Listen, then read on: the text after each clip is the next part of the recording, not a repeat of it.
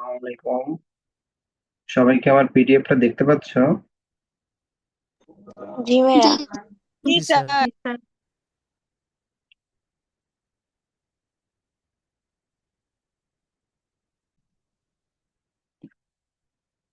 ওকে, আমরা ক্লাসটা স্টার্ট করে দিব। অলরেডি আমাদের ক্লাসটা ছিল হচ্ছে 7টা 10-এ, 7টা 17 বাজে, মানে 7 মিনিট অতিবাহিত হয়ে গেছে। যাদের জয়েন করার অলরেডি তারা জয়েন করে ফেলছে। আচ্ছা, চ্যাপ্টারটা বিষয়ে আগে একটু আলোচনা করব, তারপরে শুরু করব, ঠিক আছে? এটা হচ্ছে আমাদের এই চ্যাপ্টারটা কাদের কাদের আছে এটা আগে একটু আমি বলে দিই। আমাদের এখানে লেখা আছে, তারপরে আমি আরেকটু বলে দিচ্ছি কাদের কাদের আছে। মনোযোগ সহকারে শুনবেন, পরবর্তীতে আর কোনো প্রশ্ন করবেন না। শর্টকাটে অ্যান্সার হচ্ছে আপনাদের যাদের যাদের রুটিনে দেওয়া আছে তাদের সবার আছে এই চ্যাপ্টার। তারপর আমি একটু বলে দিই যে ফার্স্ট ইয়ার যারা ম্যানেজমেন্ট মার্কেটিং ডিপার্টমেন্ট আছে, ফার্স্ট ইয়ার যারা মার্কেটিং ডিপার্টমেন্ট আছে তাদের ফিনান্সিয়াল অ্যাকাউন্টিং বলে যে সাবজেক্ট আছে, ফিনান্সিয়াল অ্যাকাউন্টিং এ আমাদের ক্যাশ ফ্লো স্টেটমেন্টটা আছে। ঠিক আছে, ক্যাশ ফ্লো স্টেটমেন্ট এই চ্যাপ্টারটা তাদের করতে হবে। তারপরে আমাদের সেকেন্ড ইয়ার যারা ন্যাশনাল ইউনিভার্সিটির স্টুডেন্ট আছে, ইন্টারমিডিয়েট অ্যাকাউন্টিং, ঠিক আছে, অর্থাৎ বিবিএস হোক আর বিবিএ হোক, যাদের ইন্টারমিডিয়েট অ্যাকাউন্টিং আছে সবার হচ্ছে এই চ্যাপ্টারটা আছে, ক্যাশ ফ্লো স্টেটমেন্ট। যারা আমাদের থার্ড ইয়ার আছে ন্যাশনাল ইউনিভার্সিটি বা 7 কলেজ যাই হন, আপনাদের অ্যাডভান্স অ্যাকাউন্টিং আছে, অ্যাডভান্স অ্যাকাউন্টিং এর ভিতরে এই ক্যাশ ফ্লো স্টেটমেন্টটা আছে 2 নম্বর চ্যাপ্টার।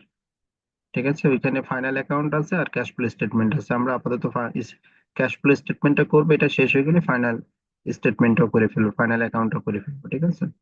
একসাথে দুইটাই কমপ্লিট হবে আমাদের। এরপরে আমাদের এখানে যদি ফোর্থ ইয়ারের কেউ থেকে থাকে, ফোর্থ ইয়ার 7 কলেজ হোক আর ন্যাশনাল ইউনিভার্সিটি হোক, ফোর্থ ইয়ার অ্যাকাউন্টিং ডিপার্টমেন্টের কেউ থেকে থাকলে তাদেরও ওয়ার্কিং ক্যাপিটাল বলে একটা সাবজেক্ট আছে, অথবা ফিনান্সিয়াল স্টেটমেন্ট অ্যানালাইসিস।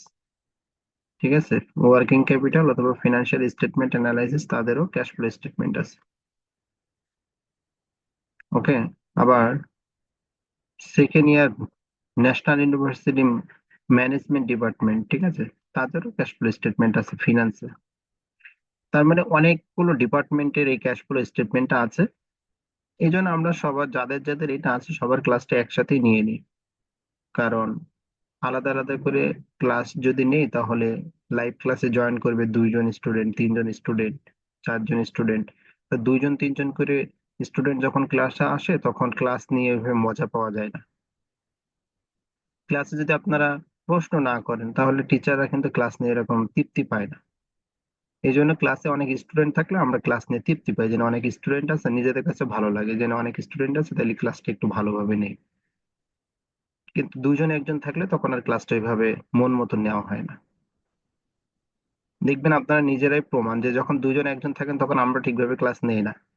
আমরা বলে দিই রেকর্ডেড দিয়ে দিব, কারণ আমাদের কাছে তখন মানে নিজেদের কাছে খারাপ লাগে যে একজন আসছে 2জন আসছে মাত্র ক্লাস করতে। এই জন্য আমরা চাই যে লাইভ ক্লাসে অন্তত একটু বেশি স্টুডেন্ট হোক। এই জন্য আমাদের যাদের যাদের এই চ্যাপ্টার গুলো আছে সবার একসাথে দিয়ে দিচ্ছি, যাতে সবাই চ্যাপ্টারটা কমপ্লিট করে নিতে পারে। ওকে, এখন ফার্স্ট ইয়ারের কোন স্টুডেন্ট যদি এখানে থাকেন তাদের জন্য এই চ্যাপ্টারটা 70% ইম্পর্টেন্ট।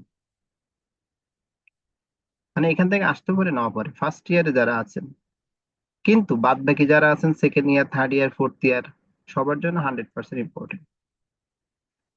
সবার জন্য এটা 100% ইম্পর্টেন্ট, সবার এখান থেকে প্রশ্ন থাকবেই থাকবে, কোনো মাফ নাই। কারো দুইটা থাকতে পারে, ন্যাশনাল ইউনিভার্সিটি দুইটা থাকতে পারে, 7 কলেজের একটা থাকতে পারে। ঠিক আছে, সো এই চ্যাপ্টার কেউ বাদ দিতে পারবে না। আবার থার্ড ইয়ারের ফোর্থ ইয়ারের স্টুডেন্ট এই চ্যাপ্টার পারেও, অনেক স্টুডেন্ট আছে পারে। এখন অনেকে বলতে পারে ভাই এটা তো আমরা পারি, তাহলে আবার কেন নিচ্ছেন ভাই? আপনি পারেন কি পারেন না এটা আমি তো জানি না, এটা আমার সিলেবাসে এসে এই জন্য এটা আমাকে নিতে হবে আমার টিচার হিসেবে। ঠিক আছে, আমার দায়িত্ব আমার সিলেবাস কমপ্লিট করার, এই জন্য এটা আমাদেরকে নিতে হবে। এখন সবাই তো আর সেকেন্ড ইয়ার আমার কাছে পড়ে নাই, থার্ড ইয়ার আমার কাছে পড়ে নাই যে আমি বুঝতে পারবো যে না সবাই আমার কাছে পড়ছিল, এই জন্য সবাইকে তো এর আগের বার করাইছি আমি, তো সবাই পারে, এটা কিন্তু নাও হইতে পারে। নতুন স্টুডেন্ট থাকতে পারে, অন্য কোচিং এর স্টুডেন্ট থাকতে পারে, বা কেউ দেখা যাচ্ছে এর আগে পড়াশোনা করে নাই তারা থাকতে পারে। এই জন্য সবার উদ্দেশ্যে এইটা সিলেবাসে আছে, তার মানে আমাদেরকে করাইতে হবে। এখন কেউ যদি সিলেবাসে এটা না খুঁজে পান, আমার কাছে সিলেবাসের ছবি তুলে পাঠাই দিবেন, আমি একটু খুঁজে দিব, ঠিক আছে? এই ছিল হচ্ছে আমার আলোচনা। এখন আপনাদের কোনো কিছু বলার থাকলে আমাকে একটু জিজ্ঞাসা করতে পারেন। 1 মিনিট টাইম দেবো, তারপরে আমি ক্লাস শুরু করে দিব। আচ্ছা স্যার, এটার চ্যাপ্টারটার নাম কি কন্ট্রোল অফ ক্যাশও থাকে? এটাও কি? না, কন্ট্রোল অফ ক্যাশ না, কন্ট্রোল অফ ক্যাশ না, এটা থাকবে না মনে হয়। আমি ফার্স্ট, স্যার ওই মানে আমি ফার্স্ট ইয়ার বিষয়ে আমার একটু ইয়ে কম আছে, কারণ ফার্স্ট ইয়ারের সিলেবাসটা নিয়ে আমি ওইভাবে ইয়ে করি না, ওটা তানভীর স্যার করে তো, এই জন্য আমি এটা শিওর বলতে পারলাম না। না, আমি আসলে ন্যাশনালের অ্যাকাউন্টিং ডিপার্টমেন্টের না, ফার্স্ট আপনার ইয়ারের। মনে হয় এটা নাও থাকতে পারে, বিশেষ করে ওই জায়গায় লেখা ছিল যে মার্কেটিং ডিপার্টমেন্টের। জি জি জি, ঠিক আছে, এটা মার্কেটিং এর জন্য স্পেসিফিক দেওয়া হয়েছে, এটা অ্যাকাউন্টিং এর জন্য দেওয়া হয় নাই। বুঝতে পারছি আচ্ছা, স্যার, ধন্যবাদ আর স্যার। আর কার কোনো প্রশ্ন আছে? ওকে, আমি আশা যে বুঝতে পারছি আর কারো কোনো প্রশ্ন নেই। খুব মনোযোগ সহকারে শুনবেন আমার আলোচনাগুলো। এটা কি আর্থিক বিবরণ? হ্যাঁ, সাহা দিয়ে বললাম ঝামেলা। আর্থিক বিবরণী। ওকে, আমরা যখন আলোচনা করব, আলোচনাটা যদি মনোযোগ সহকারে শুনেন, তাহলে আপনি প্রথম 2টা ক্লাস করলে মনে করেন এই চ্যাপ্টারের অঙ্ক সব পারবেন। আর যদি আপনি আজকের ক্লাসটা বুঝতে না পারেন, তাহলে আর এই চ্যাপ্টারের অঙ্ক এইভাবে আর ধরতে পারবেন না। ঠিক আছে, ধরতে পারবেন কিন্তু কষ্ট হবে, ঠিক আছে? আচ্ছা, ক্যাশ ফ্লো স্টেটমেন্ট জিনিসটা কি? একটা কোম্পানির বা একটা প্রতিষ্ঠানের প্রতিনিয়ত ট্রানজেকশন হচ্ছে, বাকিতেও হয়, নগদে হয়। কিন্তু এই ক্যাশ ফ্লো স্টেটমেন্টটা, এই আর্থিক নগদ বিবরণী, এখানে কোনো বাকিতে আসবে না, এখানে শুধুমাত্র নগদ ট্রানজেকশন গুলো আসবে। তার মানে একটা প্রতিষ্ঠানে একটা বছর ধরে নগদ কত টাকা আসতেছে আর নগদ কত টাকা বাইরে যাচ্ছে, এই যাওয়া আসার মধ্য দিয়ে বছর শেষে তার কতটুকু ক্যাশের পরিমাণ আছে, ওইটা নির্ণয় করা হচ্ছে আমাদের এই ক্যাশ ফ্লো স্টেটমেন্টের কাজ। আর এই ক্যাশ ফ্লো স্টেটমেন্ট আমরা নির্ণয় করতে পারবো 2টা মেথডের মাধ্যমে। ঠিক আছে, 2 types of cash flow statement, 2টা মেথডের মাধ্যমে আমরা এই ক্যাশ ফ্লোর পরিমাণটা, ইয়ারলি এন্ডিং ক্যাশ ফ্লোটা আমরা 2টা মেথডের মাধ্যমে নির্ণয় করতে পারবো। একটা হচ্ছে ডিরেক্ট মেথড, প্রত্যক্ষ পদ্ধতি, আর একটা হচ্ছে ইনডিরেক্ট মেথড, পরোক্ষ পদ্ধতি। পরীক্ষায় কোন পদ্ধতি আসবে এটা আমি জানি না, কিন্তু আমি এটা অ্যানালাইসিস করে বলতে পারি যে এই 2টা পদ্ধতি থেকে আমাদের কাছে ইম্পর্টেন্ট কোন পদ্ধতি, ইনডিরেক্ট মেথডটি ইম্পর্টেন্ট, এটা বেশি আসে। তাই বলে যে ডিরেক্ট মেথড আসে না তা আমি বলতে পারবো না, ডিরেক্ট মেথড অনেক সময় চলে আসে। ঠিক আছে, 7 কলেজের জন্য ডিরেক্ট মেথডটা, না, ইনডিরেক্টটা সবার জন্যই ইম্পর্টেন্ট, মানে বেশি আসে, কিন্তু ডিরেক্ট মেথডটা 7 কলেজে মাঝে মাঝে চলে আসতে পারে। ন্যাশনাল আমি দেখেছি 2 একবার চলে আসছে, ঠিক আছে? এই কারণে আমরা ইনডিরেক্ট মেথডটা আগে শিখবো, পরক্ষণে যে আমরা ডিরেক্ট মেথডটা শিখবো, যেটা ইম্পর্টেন্ট ওইটা আগে শিখি, আর যেটা একটু কম ইম্পর্টেন্ট সেটা একটু পরে শিখবো, ঠিক আছে? আমরা আজকে আলোচনা করবো ইনডিরেক্ট মেথডটা। ক্যাশ ফ্লো স্টেটমেন্ট যখন আমরা রেডি করব, তখন একটা টেবিল থাকবে, ওই একটা টেবিলে 3টা অংশ থাকবে। ঠিক আছে, একটা টেবিলে অংশ থাকবে 3টা। তো প্রথম যে অংশটা থাকবে সেই অংশের নাম হচ্ছে operating activities, cash flow from operating activities. তার মানে ওই কোম্পানি বা ব্যবসা প্রতিষ্ঠান অপারেটিং অ্যাক্টিভিটিস থেকে, পরিচালনগত কার্যাবলী থেকে তার কতটুকু ক্যাশ ফ্লো হচ্ছে সেটার পরিমাণ নির্ণয় করবো আমরা। তাই ওটার নাম বলা হয়েছে cash flow from operating activities. এরপরে 2য় নম্বর পার্টে থাকতে হচ্ছে cash flow from investing activities. 3য় নম্বর পার্টে থাকতে হচ্ছে cash flow from financial activities. এই 3টা পার্ট আপনি সমন্বয় করে বছর শেষে যে ক্যাশটা থাকবে সেটা হচ্ছে ইন্ডিং ক্যাশ, আর এই ইন্ডিং ক্যাশটা আমাদেরকে নির্ণয় করতে হবে। ক্যাশ ফ্লো স্টেটমেন্টের একটা মজার বিষয় হচ্ছে এটার অ্যান্সার অনেক সময় দেওয়া থাকে। ঠিক আছে, মনে করেন যে 90%, 95% অঙ্কে অ্যান্সারটা দেওয়া থাকে, কিন্তু যে অ্যান্সারটা দেওয়া থাকে ওই অ্যান্সারটা আপনাকে নির্ণয় করে দেখাইতে হবে। ওই অ্যান্সারটা যদি আপনি নির্ণয় করে দেখাইতে পারেন তাহলে আপনার অঙ্ক মিলছে, আর ওই অ্যান্সারটা যদি আপনি নির্ণয় করে না দেখাইতে পারেন তাহলে আপনার অঙ্ক মিলে না। সোজা কথা। এখন অনেক সময় যে প্রশ্নের ওই স্যার অ্যান্সারের সাথে এখানে মিলবে এরকম সবগুলো না।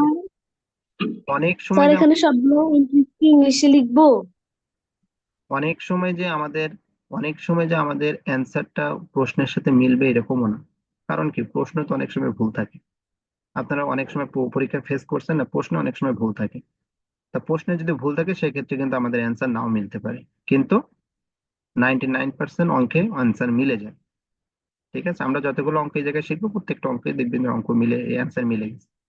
তাহলে আমরা হচ্ছে প্রথমে অপারেটিং অ্যাক্টিভিটিসটা নিয়ে আলোচনা করব। অপারেটিং অ্যাক্টিভিটিসে কি জিনিস আসবে, কোন কোন ট্রানজেকশন গুলো আসবে, কোন কোন ট্রানজেকশন গুলো যোগ হবে, কোন কোন ট্রানজেকশন গুলো বিয়োগ হবে, এগুলো আজকে আমরা শিখব। মোস্ট ইম্পর্টেন্ট হচ্ছে অপারেটিং অ্যাক্টিভিটিস, তারপরে শিখবো ইনভেস্টিং অ্যাক্টিভিটিস, এটা খুবই ইজি। তারপরে ফিনান্সিয়াল অ্যাক্টিভিটিস, এটা আরেকটু আরেকটু মানে অপারেটিং এর পরে এটা আরেকটু কঠিন। কিন্তু যদি আপনি আজকের বেসিক এটা ধরতে পারেন তাহলে খুবই ইজি, আর না ধরতে পারলে এটা কঠিন আপনার জন্য। আমরা পরীক্ষার হলে অ্যান্সার করবে এইভাবে, এই যে ফরম্যাটটা দেওয়া আছে নিচে, এভাবে আমরা অ্যান্সার করবো। ঠিক আছে, যে প্রথমে কোম্পানির নাম লিখবো, তারপর ক্যাশ ফ্লো ফ্রম স্টেটমেন্ট, আমরা কোন মেথডে করবো সেই মেথডের নাম লিখবো, for the year ended আমাদের যে ডেট লেখা থাকবে সেই ডেটটা এই জায়গায় উল্লেখ করে দিব। তারপরে হচ্ছে ডিটেলস, টাকা টাকা, তারপরে আমরা এখানে এ নম্বর অথবা রোমান পদ্ধতিতে 1 নম্বর দিয়ে লিখবো cash flow from operating activities. এই যে ক্যাশ ফ্লো ফ্রম অপারেটিং অ্যাক্টিভিটিসে কোন কোন ট্রানজেকশন আসবে সেই ট্রানজেকশন গুলো নিয়ে আমরা একটু আলোচনা করবো। আর আপনার পরীক্ষার হলেও ঠিক এইভাবেই করতে হবে, এর বাইরে আপনি করতে পারবেন না। এটা হচ্ছে ফরম্যাট আমাদের। আচ্ছা, দেখেন ক্যাশ ফ্লো ফ্রম অপারেটিং অ্যাক্টিভিটিসে পরিচালনগত কার্যাবলীতে প্রথমে কি আসতেছে, একদম শুরুতে আসতেছে নেট ইনকাম। একদম শুরুতে কি আসতেছে, নেট ইনকাম। তা প্রশ্নে আমাদের নেট ইনকামের পরিমাণটা দেওয়া থাকবে। যদি কখনো প্রশ্নে নেট ইনকামের পরিমাণ দেওয়া না থাকে, সেক্ষেত্রে আমরা নেট ইনকামের পরিমাণটা বের করে নিব। আর কিভাবে বের করতে হবে সেটা আমরা শেখাবো। প্রথম দিন তো সব শেখানো যাবে না, ওটা হয়তো আমরা 3য় নম্বর বা 4র্থ নম্বর ক্লাসে যে শিখবো। ঠিক আছে, যে নেট ইনকাম দেওয়া না থাকলে কিভাবে নেট ইনকাম বের করতে হয়। তাহলে এট ফার্স্ট আমরা কি নিয়ে আসবো, নেট ইনকামটা নিয়ে আসবো যদি আমাদের প্রশ্নে দেওয়া থাকে। এই নেট ইনকামের সাথে আমাদের কিছু ট্রানজেকশন অ্যাডজাস্টমেন্ট করতে হবে। ঠিক আছে, কিছু ট্রানজেকশন কি করতে হবে, সমন্বয় করতে হবে, অ্যাডজাস্টমেন্ট করতে হবে। তাহলে আমরা নেট ইনকামটা লিখে এখানে লিখেছি adjustment to reconcile to net profit to net cash by operating activities. এত কথা লেখার দরকার নাই, আমরা শুধু লিখবো adjustment with net income. Net income লিখে এই জায়গায় শর্টকাটে কি লিখবো, অ্যাডজাস্টমেন্ট উইথ নেট ইনকাম। অর্থাৎ নেট ইনকামের সাথে আমাদের অ্যাডজাস্টমেন্ট সমন্বয় কি কি সমন্বয় করতে হবে সেই জিনিসগুলো আমরা নিচে পরপর বসাই দিব। এখন আমরা মেইন পয়েন্ট আস্তে আস্তে আসতেছি কিন্তু। আপনাদের কাছে আমার কিছু প্রশ্ন থাকবে, সেই প্রশ্নগুলো, ঠিক আছে, সেই প্রশ্নগুলো আমাকে একটু বলবেন। আপনারা সবাই first year, second year, third year, fourth year আছেন সবাই। আবার হচ্ছে ইয়ে থেকে আসছেন, কমার্স ব্যাকগ্রাউন্ড থেকে আসছেন ফার্স্ট ইয়ারে। আপনারা হচ্ছে এখানে ইনকাম স্টেটমেন্ট শিখেছেন, তাই না? আমাদের এই চ্যাপ্টারের আরেকটা পার্ট হচ্ছে ইনকাম স্টেটমেন্ট, ব্যালেন্স শিট, আরেকটা পার্ট। ঠিক আছে, আর্থিক বিবরণের আমাদের অনেকগুলো ইয়ে থাকে। আচ্ছা, ইনকাম স্টেটমেন্ট যখন আপনারা শিখেছিলেন, ইনকাম স্টেটমেন্টের লাস্টের যে রেজাল্ট সেটা কিন্তু নিট ইনকাম বা নিট প্রফিট। এই নিট ইনকাম বা নিট প্রফিট বের করার সময় কিন্তু আপনারা শুরুতে কি বের করেন, গ্রস প্রফিট বের করেন। সেই গ্রস প্রফিট থেকে কি করেন, অনেকগুলো এক্সপেন্স মাইনাস করেন, আবার অনেকগুলো প্রফিট যোগ করেন। অনেকগুলো এক্সপেন্স কি করেন, মাইনাস করেন, আবার অনেকগুলো প্রফিট যোগ করেন। এই যোগ বিয়োগ করার মাধ্যমে কিন্তু আপনারা নিট প্রফিট বা নিট ইনকাম পান। আমার কথার সাথে কি আপনাদের মিল আছে নাকি অমিল আছে বলে তো, আমি যে কথাগুলো বলেছি, যে আপনারা একটা ইনকাম স্টেটমেন্ট, মিল আছে, একটা ইনকাম স্টেটমেন্ট করেছেন, ওইখানে প্রথমে গ্রস প্রফিট বের করেন, গ্রস প্রফিটের সাথে অপারেটিং ইনকাম অথবা অপারেটিং এক্সপেন্স গুলো আপনারা যোগ বিয়োগ করেন। ঠিক আছে, যোগ বিয়োগ করার পরে স্টুডেন্টরা ক্লাসের টাইমে ফোন দিয়ে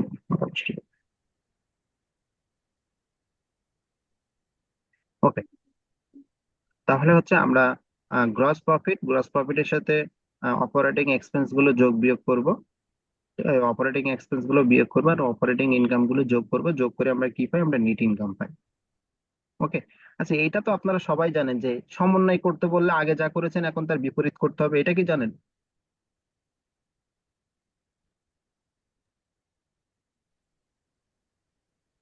জি ভাইয়া। এটা আপনারা সবাই জানেন যে আগে আমরা যে কাজটা করেছিলাম এখন যদি আমাদেরকে সমন্বয় করতে বলে তাহলে আগের কাজের বিপরীত বিপরীত ঘটনা ঘটাইলে আমাদের সেটা সমন্বয় হয়ে যাবে। তাহলে আপনারা এই ইনকাম স্টেটমেন্ট করার সময় নেট ইনকাম যখন বের করছিলেন তখন ডেপ্রিসিয়েশন কি করতেন আপনারা বলেন তো? ডেপ্রিসিয়েশন কি আপনাদের আয় নাকি মাইনাস ব্যয়? করে দিতাম। আপনারা মাইনাস করে দেন। দিতেন, আপনারা ওইখানে মাইনাস করে দিতেন। তা আমি যদি এখানে অ্যাডজাস্টমেন্ট করতে বলি তাহলে এখন আপনারা কি করবেন নেট ইনকামের সাথে ওইটা? অ্যাড করে প্লাস দিব। করব। আপনারা তাহলে যোগ অ্যাড করে করে দেব। দিবেন, যোগ করে দিবেন। আমি সুন্দর করে দেখেন এখানে লিখেছি যে ডেপ্রিসিয়েশন এক্সপেন্স আমাদের এই জায়গায় যোগ হয়ে যাবে। এই যে আমি বেসিকটা এই জায়গায় শর্টকাটে আলোচনা করেছি যে প্রথমে আমাদের অপারেটিং অ্যাক্টিভিটিস এর নেট ইনকাম আসবে, নেট ইনকামের সাথে আমরা অ্যাডজাস্টমেন্ট করব, সেই অ্যাডজাস্টমেন্ট কি করব, ডেপ্রিসিয়েশনটা অ্যাডজাস্টমেন্ট করব। আর ডেপ্রিসিয়েশন আগে আমরা কি করতাম, আগে ইনকাম স্টেটমেন্ট করার সময় মাইনাস করতাম, এখন নেট ইনকামের সাথে ওটা অ্যাডজাস্টমেন্ট করতে বলেছে, তাহলে ওটা আমাদের প্লাস করতে হবে।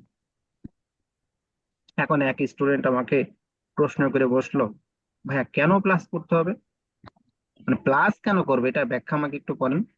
আচ্ছা আমি একটু ব্যাখ্যা করব, আমি সবগুলো একটু আলোচনা করি, তখন আপনাদের ব্যাখ্যা করবো, কিন্তু দয়া করে পরীক্ষার হলে যে কেউ নিজে নাকি নিজে ব্যাখ্যা করতে যাবেন না। ব্যাখ্যা এখন আমি করতে করে দিচ্ছি, আমার ব্যাখ্যাটুকু শুনে রাখবেন, কিন্তু পরীক্ষার হলে যে কেউ নিজে নিজে এটা ব্যাখ্যা করতে যাবেন না। আপনি পরীক্ষার হলে যে শুধু পরীক্ষার অ্যান্সারটুকু করে আসবেন। আপনার ক্যাশ ফ্লো স্টেটমেন্ট করতে বলেছে, আপনি ক্যাশ ফ্লো স্টেটমেন্ট করে আসবেন, কিন্তু কেন যোগ হইলো কেন বিয়োগ হইলো এটার বিশ্লেষণ পরীক্ষার হলে বসে বসে করে করে চুলগুলো ছিঁড়বেন না। ছেলেরা, মেয়েরা তো চুল ছিঁড়ে না, ছেলেরা অনেক সময় মাথায় হাত দিয়ে এটার মানে বিশ্লেষণ করতে যায়, বিশ্লেষণ করতে করে মাথার চুল ছিঁড়ে ফেলে। আর পরীক্ষা দেখা যাচ্ছে একটা প্রশ্ন অ্যান্সার করতে 1 ঘন্টা চলে যায়, পরে দেখা যাচ্ছে হওয়া প্রশ্নগুলো আর অ্যান্সার করতে পারে না। এই কাজ কেউ করবেন না। ওকে, তাই আমাদের 2 নম্বরটা শেষ, ডেপ্রিসিয়েশন আমাদের যোগ করতে হবে, মনে রাখবেন, মুখস্থ হয়ে গেল। এরপরে দেখেন, আপনারাই বলবেন যে কোনো অ্যাসেট বিক্রয় করে, কোনো ফিক্সড অ্যাসেট বিক্রয় করে যদি লস হইতো, তাহলে ইনকাম স্টেটমেন্টে আপনারা কি করতেন? মাইনাস বিয়োগ করতাম। করতে হবে। মাইনাস করা লস হইলে আপনারা ইনকাম স্টেটমেন্টে মাইনাস করে দিতেন। তাই এখন যদি সমন্বয় করতে বলে তাহলে কি করবেন? যোগ করব। প্লাস করে দিবেন। সহজ ভাষা মনে রাখবেন, তাহলে এখন আমরা প্লাস করে দিব। দেখেন আমি 3 নম্বরে লিখেছি যে loss on sale of any fixed asset, যে আমাদের কোনো ফিক্সড অ্যাসেট বিক্রয় করে যদি লস হয় তাহলে সেটা আমরা প্লাস করে দিব। এখন ওই যে ব্যাখ্যা, যে ভাই কেন প্লাস করব, আমরা একটু পরে ব্যাখ্যায় আসি, আগে এগুলো একটু মনে করে রাখি। আচ্ছা, প্রফিট, কোনো অ্যাসেট বিক্রয় করে যদি প্রফিট হতো তাহলে আপনার ইনকাম স্টেটমেন্টে কি করতেন? প্লাস করতাম। প্লাস করে দিতেন। প্লাস তাহলে এখন যদি সমন্বয় করতে বলে কি করবেন? মাইনাস। মাইনাস ওকে, এরপরে আপনি আসেন 5 নম্বরে আমি লিখেছি কারেন্ট লাইবিলিটিস ইনক্রিজ। আচ্ছা, ইনক্রিজ মানে কি? বৃদ্ধি পাওয়া। বৃদ্ধি মানে বৃদ্ধি পাওয়া বা বৃদ্ধি করা, তাই না? ইনক্রিজ মানে বৃদ্ধি করা, ডিক্রিজ মানে হ্রাস করা। তা বৃদ্ধি করাকে কি প্লাস দ্বারা প্রকাশ করা যায়? জি স্যার। আর হ্যাঁ। হ্রাস করাকে কি মাইনাস দ্বারা প্রকাশ করা যায়? জি স্যার। ওকে, ঠিক আছে। আপনারা যখন পরীক্ষার হলে প্রশ্নটা পাবেন, যদি এটা অ্যান্সার করতে যান তাহলে চোখ বন্ধ করে একটুখানি আপনার এই যে আপনাদের কথা শেষ হলে ইয়ে করবেন না, তো সাউন্ড বাড়ি খায়। মনে করেন এই প্রশ্নটা যদি আপনার আসে আর আপনার যদি প্রশ্নটা পড়ে যদি মনে হয় যে না এটা আমার কমন আসছে, অ্যান্সার করার দরকার আছে, তাহলে আপনি ছোট্ট করে পেন্সিল দিয়ে এই কথাটা একটু লিখে নেবেন। পেন্সিল দিয়ে ছোট্ট করে প্রশ্নে এই কথাটা লিখে নেবেন যে সিএলআই। সিএলআই মানে কি? Current liabilities increase. CLI, current liabilities increase. আচ্ছা, ইনক্রিজ মানে তো বৃদ্ধি, তাই না? তা বৃদ্ধিকে আমি বলেছিলাম প্লাস দ্বারা প্রকাশ করা যায়, তার মানে কি কারেন্ট লাইবিলিটিস যদি ইনক্রিজ হয় ওটাকে আমরা প্লাস দ্বারা প্রকাশ করব, মানে প্লাস করতে হবে। যতটুকু বৃদ্ধি পাবে কারেন্ট লাইবিলিটিস ততটুকু আমরা কি করে দিব? যোগ করে দিব, অ্যাড করে দিই। অ্যাড করে দিব। তাহলে এটা অনেকের অনেকের পরীক্ষার হলে তো আর একটা প্রশ্ন আসবে না, অনেক প্রশ্ন আসবে, তো প্রশ্ন দেখে অনেকের মাথা ঘুরে যায়। এই মাথা ঘুরে তো যাবে, আমিও জানি, আমি যখন স্টুডেন্ট ছিলাম আমারও মাথা ঘুরে যায়। এই জন্য আমরা ছোটখাটো কিছু জিনিস মনে করো যে টেকনিক্যালি একটু মনে রাখার চেষ্টা করবো। তাহলে আমি এই প্রশ্নটা পাওয়ার পরে আমি যদি এটা অ্যান্সার করতে যাই তাহলে আমি একটুখানি যাতে মাথা ঘুরাইলো আমার কোনো সমস্যা না হয়, ঠিক আছে? সিএলআই মানে কারেন্ট লাইবিলিটিস ইনক্রিজ, আর কারেন্ট লাইবিলিটিস যতটুকু বৃদ্ধি পাবে ততটুকু আমরা যোগ করে দিব, এটা শর্টকাট একটু লিখে নিব আমরা। আর current liabilities decrease, CLD, current liabilities decrease. Current liabilities decrease হলে আমাদের মাইনাস করতে হবে, আমরা শর্টকাটে একটু মাইনাস চিহ্নটা লিখে নেব।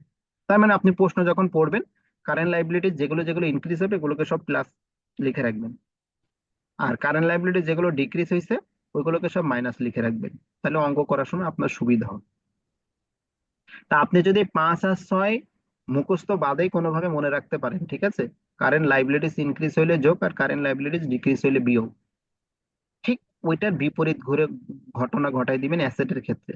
কারেন্ট অ্যাসেট যদি ইনক্রিজ হয় তাহলে কি হবে? বিপরীত বলেছি, মাইনাস করে দিবেন। আর কারেন্ট লাইবিলিটি যদি ডিক্রিজ হয় এটা বিপরীত, তাহলে প্লাস করে দিবেন। তা আপনি যদি এই 5 আর 6 কোনোভাবে যদি আপনি একটুখানি মনে রাখতে পারেন, তাহলে কি 7 আর 8 কি মনে রাখা কি অনেক কঠিন হয়ে যাবে?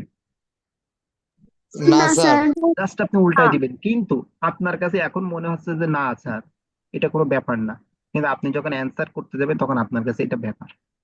আপনি বাসায় একটা অঙ্ক প্র্যাকটিস করতে যাবেন, আজকে আমি ক্লাস নেওয়ার পরে আপনাদের যেটা হোমওয়ার্ক দিব বা নেক্সট ক্লাসে যেটা হোমওয়ার্ক দিব আপনি বাসায় প্র্যাকটিস করতে যাবেন, দেখবেন যে আপনার ভুল হচ্ছে, আপনি পারবেন না। আমি যখন ক্লাস নিব তখনও জিজ্ঞাসা করবো বলেন তো কারেন্ট অ্যাসেট বৃদ্ধি পেয়েছে তাহলে কি হবে, বলতে পারবে না।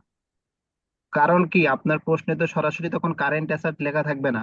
কি লেখা থাকবে বলেন তো? কারেন্ট অ্যাসেট বলতে আমরা কি কি বুঝি? চলতি সম্পত্তিগুলোকে বোঝায়। চলতি চলতি সম্পত্তিগুলোকে বুঝি, যেমন অ্যাকাউন্ট রিসিভেবল, তারপরে inventories, raw materials, cash. Prepaid expense, cash, এগুলো হচ্ছে আমাদের কারেন্ট অ্যাসেট। আপনার প্রশ্নে তো সরাসরি কারেন্ট অ্যাসেট কথা লেখা থাকবে না, আপনার লেখা থাকবে যে ম্যাটেরিয়ালস, র মেটেরিয়ালস, থাকবে যে মার্চেন্ডাইজ ইনভেন্টরি, তো ওটা তো একটা কারেন্ট অ্যাসেট। আমি যদি বলি ভাই এই জায়গায় মার্চেন্ডাইজ ইনভেন্টরি এত টাকা বৃদ্ধি পেয়েছে তাহলে কি হবে, তখন আপনি ঘাবড়ায় যাবেন। এখন মনে হচ্ছে আপনার কাছে অনেক সহজ। এই ঘাবড়ানোর হাত থেকে বাঁচার জন্য আমি বলেছি আপনি 5 আর 6টা একটুখানি নোট করে দিবেন, বা আপনি বাসায় এখন যখন প্র্যাকটিস করতে যাবেন তখন আপনি 5 আর 6টা এটি একটু নোট করে নিবেন। আর এটার বিপরীত ঘটনা কখন ঘটায় দিবেন? অ্যাসেটের ক্ষেত্রে বিপরীত ঘটনা ঘটায় দিবেন। ঠিক আছে, 7 আর 8টার বিপরীত ঘটনা ঘটায় দিবেন। তাহলে এই পার্টটা যদি একটু মনে রাখতে পারেন তাহলে আপনার এই চ্যাপ্টার অ্যান্সার করা খুবই ইজি হবে। আর এখানে যে ইনভেস্টিং অ্যাক্টিভিটিস আর ফিনান্সিয়াল অ্যাক্টিভিটিস এটা কোনো ব্যাপারই না, এটা আপনারা এমনি নিজেরাই পারবেন। এখন আমি একটা একটা করে ব্যাখ্যা করব। প্রথমে 5 আর 6 আর 7 আর 8 এই দুইটা আমাদের মেন টপিক। এই 5 আর 6, 7 আর 8 এইগুলো আমাদের পরীক্ষা বেশি আসে, এইগুলো তো অ্যাডজাস্টমেন্ট করতে বলেছে, সমন্বয় করতে বলেছে, আপনি বিপরীত ঘটনা ঘটাই দিবেন। এটা তো কোনো ব্যাখ্যা করার কিছু নাই, আমাদের 5, 6, 7, 8 এগুলো ব্যাখ্যা করবো আমি এখন। আচ্ছা, আমাদের একটা প্রতিষ্ঠানে আমরা প্রথমে কারেন্ট লাইবিলিটিস নিয়ে আলোচনা করব, ঠিক আছে? কারেন্ট লাইবিলিটিস বলতে আপনি কাকে কি বোঝান? অ্যাকাউন্টস পেয়েবল, তাই তো? অ্যাকাউন্টস পেয়েবল হচ্ছে আমাদের একটা কারেন্ট লাইবিলিটিস। আমাদের মনে করেন যে বিবিএ ভিশন একটা কোচিং সেন্টার, আপনারা হচ্ছে সবাই আমাদের কাস্টমার, ঠিক আছে? এখন এই অঙ্কটা করতেছি বিবিএ ভিশনের অঙ্ক, বিবিএ ভিশন একটা ব্যবসা প্রতিষ্ঠান, বিবিএ ভিশনের অঙ্ক করতেছে, আপনারা সবাই হচ্ছেন আমাদের কাস্টমার, ঠিক আছে? আচ্ছা, আপনারা যখন আমাদের কাস্টমার, ঠিক আছে, আপনারা আমাদের কাছ থেকে নগদেও কিনতে পারেন, আবার বাকিতেও কিনতে পারেন নাকি? জি স্যার। জি স্যার। আচ্ছা, আপনি কি এটা কি জানেন যে আমাদের ইনভেন্টরিজ বা অ্যাকাউন্টস পেয়েবল আমাদের একটা কারেন্ট লাইবিলিটিস?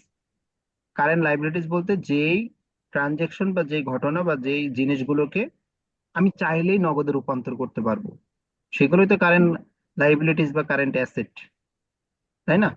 তাহলে দেখেন অ্যাকাউন্টস পেয়েবল, আপনারা হচ্ছেন আমাদের কি অ্যাকাউন্টস পেয়েবল, তার মানে কি আপনারা আমার কাছে টাকা পাবেন নাকি আমি আপনাদের কাছে টাকা পাবো?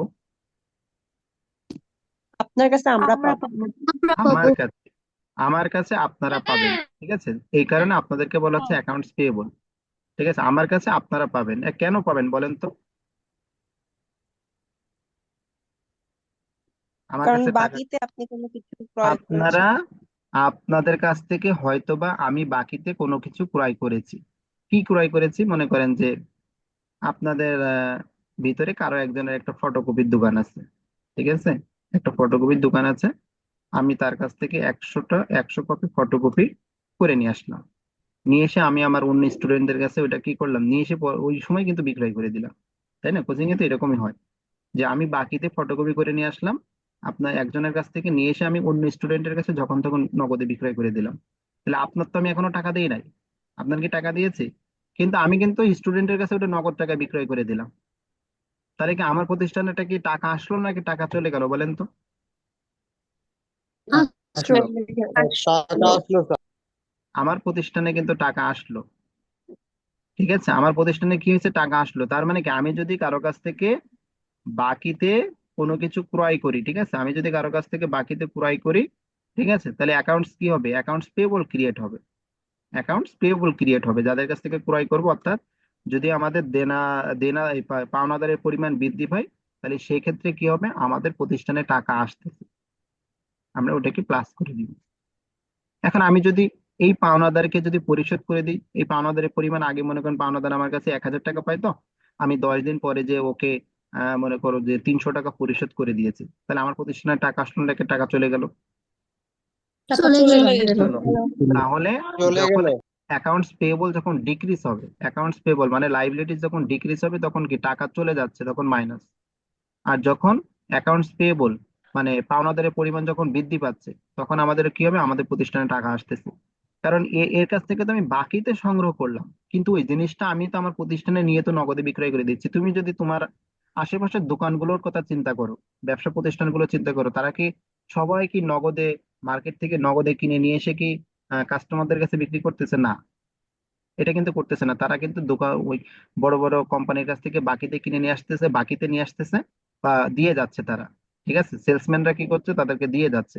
এখন তারা এগুলো নগদে কিন্তু যখন তখন বিক্রয় করে দিচ্ছে। নগদে বিক্রয় করলে কিন্তু তার কিন্তু টাকা বৃদ্ধি পাচ্ছে, একদিকে দেনাদার বৃদ্ধি পাচ্ছে, দেনাদার বৃদ্ধি পাওয়া, এই পাওনাদার বৃদ্ধি পাচ্ছে, পাওনাদার বৃদ্ধি পাওয়ার কারণে তার প্রতিষ্ঠানে নগদ টাকা বৃদ্ধি পাচ্ছে।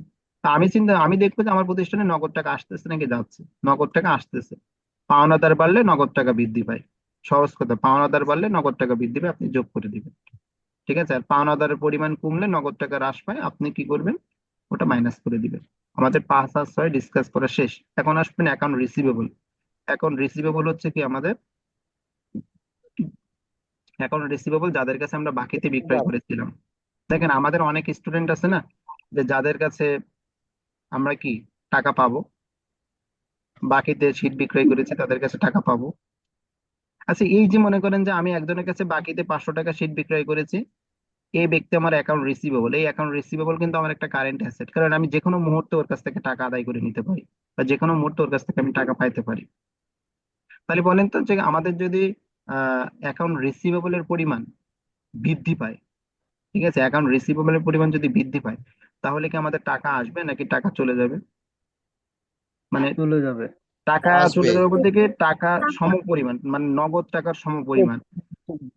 আচ্ছা, প্রথম ধাপে জি বলি স্যার। যে টাকা আসবে না, টাকা চলে যাবে। দেখেন আমার এই জায়গায় মনে করেন যে 100 সিট ছিল, তাই না? এখন 100 সিট যদি আমি স্টুডেন্টদের কাছে বাকিতে বিক্রয় করে দিই, বাকিতে যদি বিক্রয় করে দিই, তাহলে কিন্তু দেনাদারের পরিমাণ বৃদ্ধি পাইলো। দেনাদারের পরিমাণ কিন্তু বৃদ্ধি পাইছে, কিন্তু তারা তো আমার টাকা দেয় নাই। আমার নগদ টাকার সমতুল্য সিট গুলো তারা নিয়ে চলে গেছে, তার মানে আমার কাছ থেকে কিন্তু টাকা চলে গেছে বাইরে। ওগুলো কিন্তু আমার টাকা, টাকা বাইরে চলে গেছে। ঠিক আছে, অর্থাৎ অ্যাকাউন্ট রিসিভেবল যদি আমাদের বৃদ্ধি পায়, তাহলে সেটা কি হবে, আমাদের ওটা মাইনাস হয়ে যাবে। কিন্তু ওরা যদি 2 দিন পরে এসে আবার টাকাটা দিয়ে যায়, যে ভাই এনেন, আপনার আপনার কাছ থেকে শীট নিয়েছিলাম, সেই শীটের টাকাটা আমরা দিয়ে গেলাম, তখন কি হবে, দেনাদারের পরিমাণ বাড়বে না কমবে? কমবে। কমবে। দেনাদারের পরিমাণ কমে যাবে। তাহলে দেনাদারের পরিমাণ যদি কমে যায়, তার মানে আমরা টাকা পাচ্ছি। তাহলে দেনাদারের পরিমাণ কমে গেলে কি হবে, আমাদের টাকা আসবে, প্লাস করে দিব। তাই এইগুলো মনে করেন যে আমি এখন ব্যাখ্যা করে দিলাম, কিন্তু পরীক্ষার হলে তো আর এত কিছু ব্যাখ্যা মানে চিন্তা করার আপনার সময় নাই। তাহলে পরীক্ষার হলে আমি যে সহজ টেকনিক দিচ্ছি, যে আপনি এইটুকু এগুলো শুধু মনে রাখবেন। ঠিক আছে, আপনি এগুলো শুধু কি করবেন, মনে রাখবেন। মনে রেখে আপনি পরীক্ষা অ্যান্সার করে দিয়ে আসবেন। এখন আপনার আমাকে প্রশ্ন করতে পারেন এই পার্টটা নিয়ে, এই 5 আর 6, 7, 8 বা এগুলো নিয়ে আমাকে একটু প্রশ্ন করতে পারেন।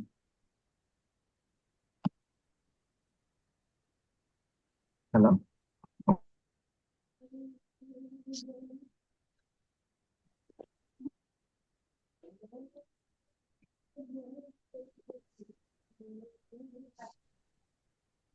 ভাইয়া ডিরেক্ট মেথডে কি 5 নাম্বারটা হচ্ছে মাইনাস হবে আর ইনডিরেক্টে প্লাস হবে? আমি ডিরেক্ট মেথডটা এখন আলোচনা করি নাই। আমি যখন ডিরেক্ট মেথডটা আলোচনা করব, তখন ওটা হবে। ঠিক আছে, এখন আমি ইনডিরেক্ট আছে, আমি ইনডিরেক্ট আগে শেষ করি। ইনডিরেক্টটা আমি আগে বুঝাই দিই, একটা একটা করে বুঝাইলে ভালো হবে। তো আমি আপনাদের এই জায়গায় অনেকজন স্টুডেন্ট আছেন, 50 জন স্টুডেন্ট আছেন, আমি আপনাদের বলতেছি আবারও, যে অপারেটিং অ্যাক্টিভিটিসটা আমাদের মনে রাখা খুবই গুরুত্বপূর্ণ। সো এটা আপনারা মনে রাখবেন। ঠিক আছে, এটা আপনারা নোট করে ফেলবেন। আমি যেভাবে লিখেছি আপনারা ওইভাবে লিখবেন। লিখে আপনারা 2-3 বার পড়বেন, তাহলে আপনাদের এটা মুখস্থ হয়ে যাবে। এখন আসেন ইনভেস্টিং অ্যাক্টিভিটিস। ইনভেস্টিং অ্যাক্টিভিটিসে মাত্র 2টা জিনিস মনে রাখবো। সেটা হচ্ছে, কোনো ফিক্সড অ্যাসেট যদি বিক্রয় করি, এই তোমার কোম্পানি থেকে যদি ফিক্সড অ্যাসেট বিক্রয় করো, তাহলে টাকা আসবে না টাকা চলে যাবে? টাকা আসবে।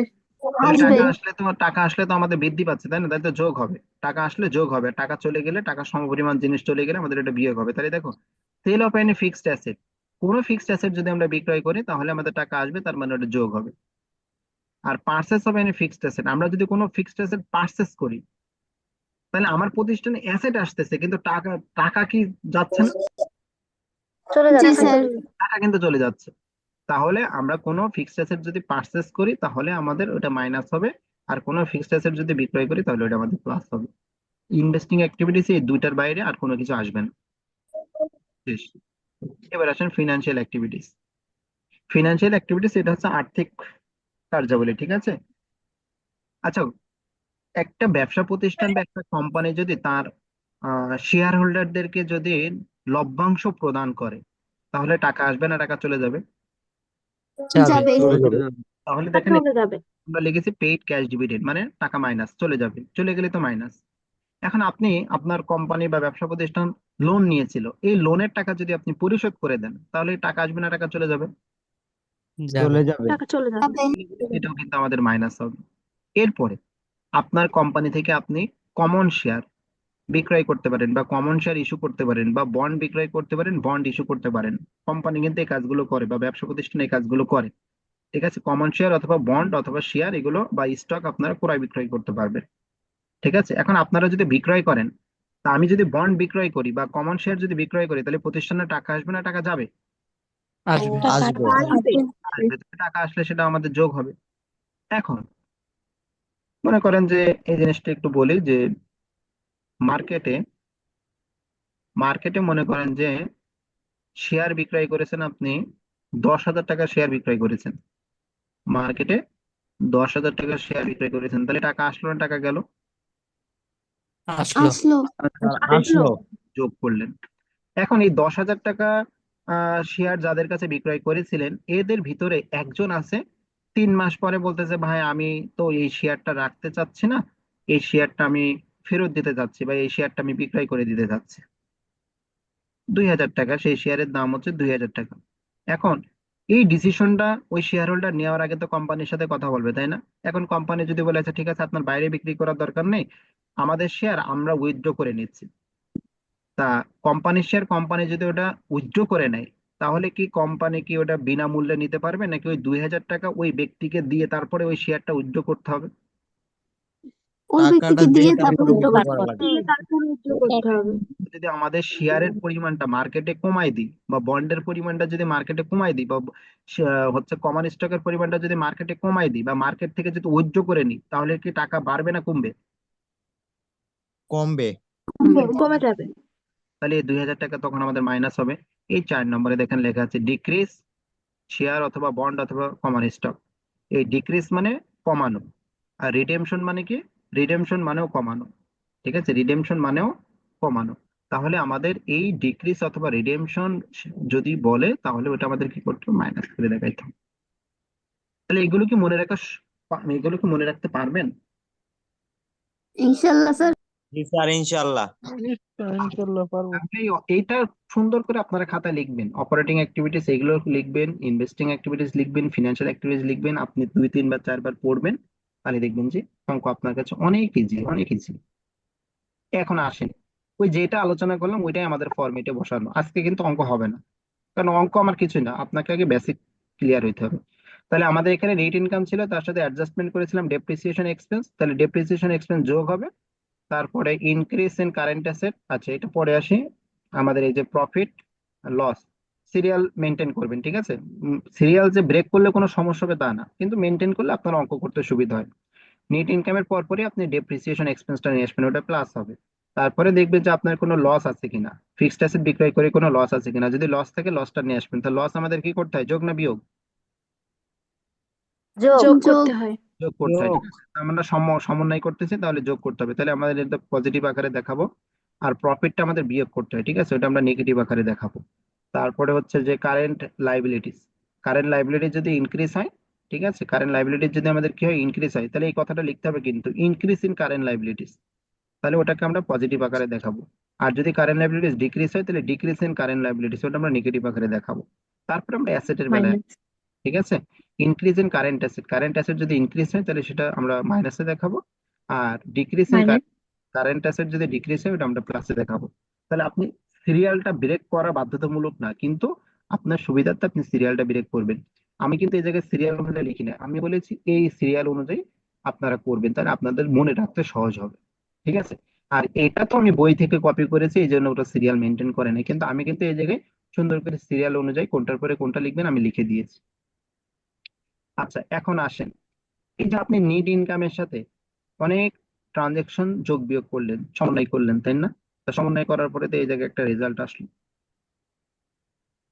এই সবগুলো যোগ বিয়োগ করার পরে এই জায়গায় রেজাল্ট আসলো, এই রেজাল্ট আপনি কি করবেন? ওই নিট ইনকামের সাথে সমন্বয় করবেন। এখন সমন্বয় করার পরে তো এই জায়গায় একটা মানটা আসবে, এই মানটা যদি আপনার পজিটিভ হয়, এই মানটা যদি পজিটিভ হয় তাহলে কি নাম হবে? ওর নাম হবে হচ্ছে নেট ক্যাশ প্রোভাইডেড। যদি পজিটিভ হয় তাহলে হবে net cash provided by operating activities. আর যদি এই মানটা নেগেটিভ হয় তাহলে আপনি লিখবেন নেট ক্যাশ ইউজড। নেগেটিভ হলে ইউজ লিখবেন, আর পজিটিভ হলে প্রোভাইডেড লিখবেন।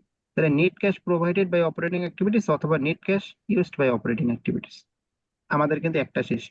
এরপর আসবেন আপনি cash flow from investing activities. ওই যে আপনি সেল করলে টাকা আসবে তাহলে যোগ, আর হচ্ছে পারচেস করলে টাকা চলে যাবে তাহলে বিয়োগ।